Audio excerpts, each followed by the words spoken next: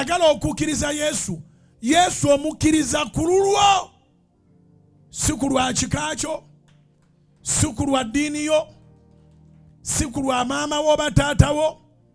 Omala kumanya migaso gya kufuna Yesu n'omukkiriza nga ggwe ne bw'otoolangirire. Waliwo abantu abamu ebigambo bino obiwulira ne n'oga nti n'abaddawo abantu. Ate kati abantu bakuyambye mu ki mu mbeera mw'oyita?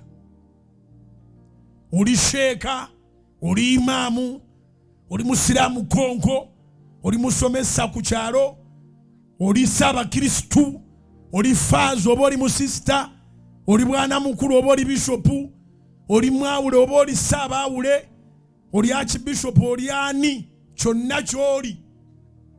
Oli mukkiriza, oli gwe bagamba ono y'empagi yaffe Luwaga.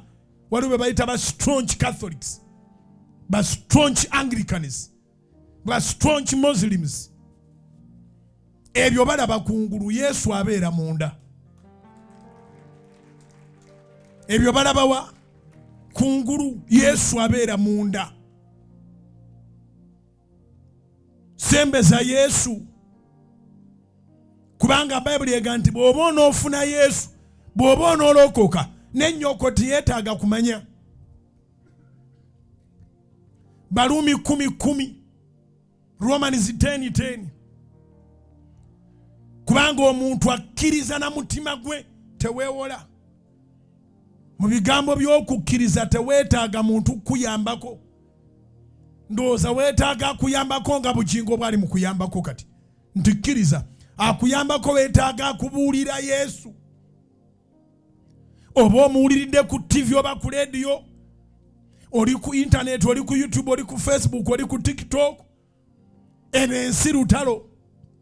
Togenda giwangula nga toli mwana wa Katonda. Okufuuka omwana wa Katonda tikitegeeza genda ng'olangirira. Fuuka mwana wa Katonda. Kibeere kyama kyo. Fuuka mwana wa Katonda. Kubanga tewina gwe weetaaga kumanyisa. Gwe weetaaga okumanya n'okumanya ky'omaze okumanya okiteeke mu nkola. Omaze okutegeera. Sitaani yajja kubba kutta na kuzikiriza. Yokaana 10:10.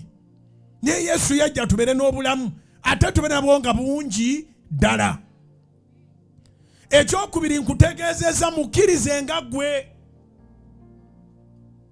Mukkirize nga ggwe. Ebino ebintu bya bulijjo bye basobola okulabirako.